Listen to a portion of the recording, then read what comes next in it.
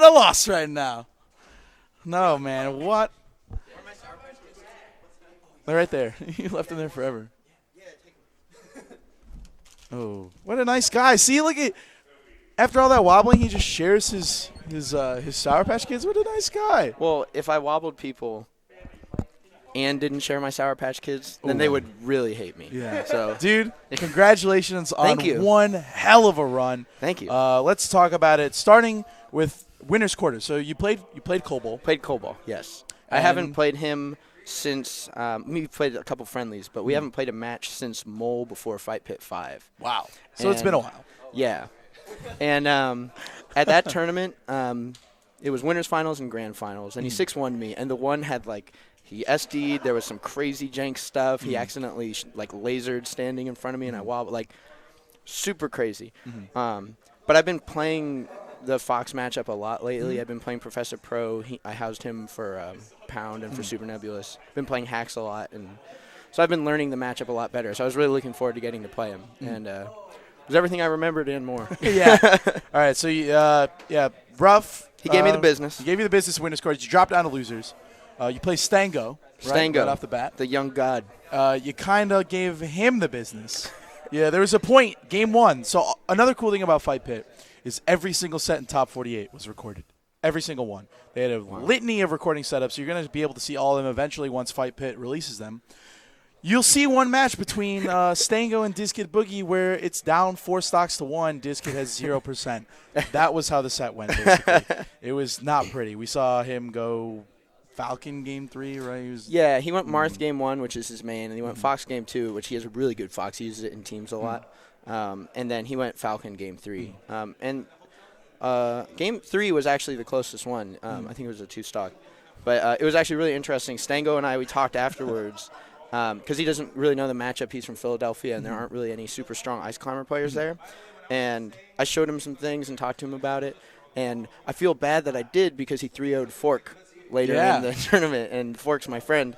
But so he got he's a super fast learner, and watching him play teams was so much fun. He's really great. So even though the games weren't close, it was definitely not easy. I'm just wobbling. All right, so you took out Stango. You have to play the hero of Pittsburgh in losers gets 7th. Right. You play a bait. That was one of the most. Now that I'm remembering, Stango was in winners, and I played S1. In losers. Okay. Yeah. Okay. But anyway, so I beat S1. With the god. I love S1. S1 the He's god. Great. But so it was up to play a bait. So play a bait. Hometown hero. My hero too. Yeah. I love a bait. He's one of my favorite players. And that was one of the more exciting sets, man. That was game 5, super close. And you clutched it out.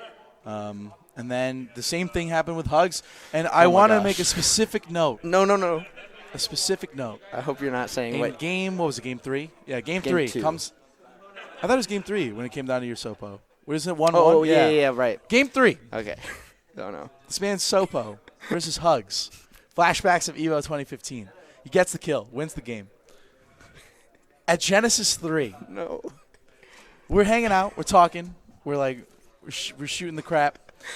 Somehow Hugo comes up. We're talking about his level of play against Ice Climbers. Yeah, it was. He was getting ready to play the Salty Suite against Nintendo. Right. Mm-hmm. And Kyle looks at me. He goes, "Listen, I like playing Hugs because it makes me feel like I have a Sopo. The shots, the 3-month shots ahead of time, and you come in here and you beat Hugs. So let's talk about those 2 matches, a bait and Hugs. Okay, so how do you feel like you played? Okay, so a bait was so Fight Pit 5 was the first time I had played against really good Luigis. Okay. I had no experience with the matchup. I had watched it a lot, and I played Vist, and barely beat him to get farther. And I had played a bait, and it was evident that both of us kind of didn't know the matchup. But a bait was so good, he just destroyed me. I only took a game off his Falcon on FD. Ooh. So getting to play him here, every time I've seen him at a tournament, I wanted to money match him because I want to try to get him off my list. Of people who've beaten me. Nice, the KDJ style. Yeah, but he's too busy making top 8 at Super Nationals and stuff. So I never got a chance. So I was really looking forward to playing him, and I've practiced the matchup a lot. There's a really good Luigi player in NorCal called Boulevard, who got second at the NorCal the Arcadian. And he and I played a ton over winter break when I was home, and he beat me a lot, and I learned a ton from playing him. And I've just sort of practiced the matchup a lot. So I felt like, okay, I know the matchup much better, and I know Abate hasn't practiced against ice climbers. But we played a couple friendlies for him to prepare for some ice climbers because he played Fork, and he was maybe going to play Connor. Right. And, man, he was so good at he got so much better at the matchup. So I knew it wasn't going to be easy just from those couple friendlies we played. But, yeah, I feel like ice climbers and Luigi – obviously, ice climbers have a super strong punish game, and pretty much everyone has a really strong punish game against ice climbers. Right. And the thing with Luigi is that his moves close to the ground really beat us up, and so we have to put out ice blocks and blizzards and to stop him from doing that. But Abate was like so good at using the platforms to get around all that and force me to sort of jump at him. So yeah, it was really stressful. I felt like super relieved and fortunate that I got those 2 stocks in Game 5 without getting hit. It was like, okay, this is a big buffer. I can play, safe. I don't have to like go for crazy things, and I can just chip on damage. And so yeah, that was pretty crazy against Abate. And then, and then Hugs. I've been practicing the Samus matchup a lot because I lose to Samus a lot. I lost to Duck 3 times. I lose to Minty all the time. Minty the guy. I lose to YCZ all the time. I lose to Daryl all the time. Like I've beaten Minty, but otherwise I had never beaten any of those guys. I thought you have a win over Duck at some pre-Big House 5 tournaments. No, he wrecked me. Really? Oh wait, no, we didn't play. We were gonna play, but I lost to Slayer. Slayer and then Professor Pro. Yeah. But yeah, so I struggle with Samus tremendously. It's so hard for me, and Dude says, "Oh, ice climbers beat Samus." I don't see it. It's just so hard. So I studied a lot, and there's a local player named Rose, who's a Pittsburgh Samus player, and he had a folder full of like ice climbers Samus videos. Wow. So we watched a bunch of Plup videos and analyzed the matchup and practiced it together. And I've been studying it a lot to try to get better. Actually, I practiced with Duck a lot, and we talked about the Samus a lot over this weekend, the matchup. And so so I've just been practicing it a lot, and basically like, Samus shoots missiles, and I shoot ice blocks. And kind of nothing really happens from that. And so, like, someone has to grab center stage, and then someone's going to go above them. I hate to just cut you off. Oh, yeah, but we're on time. Okay. So we're not out of time, but we're on a time. So anyway, let's talk about now. I got better You had 2 at the more matchup, great wins. and I did it. you had 2 more amazing wins after that, and then those 2 sets were not close. None, right. 3-0. None. We go back and forth all the time. Like, this is the first time either of us has ever won 2 sets in a row. I won a money match against him at Genesis, and I just won today. Other than that, like, it's back and forth. When I beat him, it's usually close. When he beats me, like 4 stocks. He was particularly salty about being wobbled. Yeah, if you check his Twitter, it's all I got outplayed. The future of Melee is looking pretty bright. Like, here's the thing, and I really want to share this with everybody who's watching. Almost look at the camera. I'm looking at you guys. Every single wobble, no, okay, not every single, but most of the wobbles I got at really low percents, and I grabbed him in a situation where I wasn't able to get a wobble right away, and so I needed to do a chain grab in order to set myself up for a wobble. And the chain grab that I almost always do is I do a down throw with the main ice climber, who I'll just refer to as Popo so people aren't confused, but I use an alternate costume. So I do a down throw with Popo, and I jump with Nana and do a down air. And that hits you on the ground standing up because it has set knockback, no matter your percent. And then I can just grab you. And so what fast fallers need to do is SDI the down air down. And then they can buffer a roll or spot dodge. They can shine. Falcon can raptor boost. But, like, you have to know how to get out of that because if we don't have it right away, we just do the chain grab, and then it's really easy to start the wobble.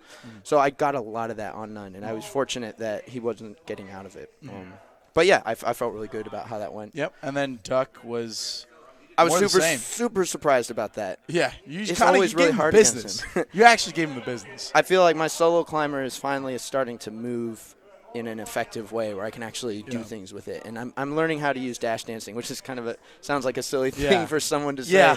But, like dash dancing is not something you use a whole lot when you have both climbers. And so that's been something that's helped me a lot to get little openings and – yeah, it felt really good against Duck. Good. I was very surprised by that. Yep, and then you got back to Cole Bowl and Grants and Yeah. A lot more of the same. Yeah. Yeah, I kept missing wave dashes. Like, I'd try to wave dash at him, and I'd just jump, and then Cole was like, "Oh, you made one little mistake." Shine, Stock. shine, shine. Blip, yeah, blip, he's blip, so blip, blip, great. blip.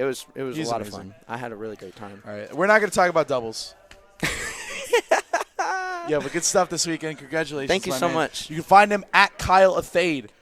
You can also find his music, which is amazing, the Kyle Athade Dance Party. Kyle Athade Dance Party. Kyle Athade and our Dance website Party. is kyleathadedanceparty.com. And our Facebook is facebook.com/KyleAthadeDanceParty. All right, really quick, what's on the docket for you? What's coming up? So I'm going to be back in New York for 2 weeks. Just going to maybe go to a couple locals.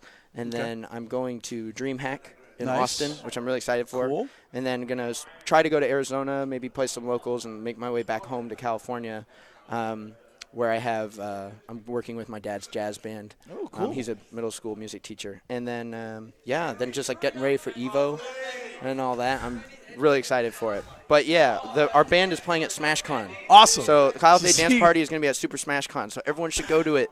Yes, it's you going to be guys awesome. If you should. can't go, check us out, Kyle Athade Dance Party. Yep. We hope you love our music. All right, man. Once again, one unbelievable run. Congratulations. Thank you so much. First place or bust next time. Yeah, absolutely. All right, thank you. All right, we're going to wrap it up. So thank you guys so much for tuning in to Fight Pit 6. I hope you guys enjoyed the match quality, the commentary quality, the just all-around amazing experience. The boss rush was really cool if you didn't get a chance to check that out.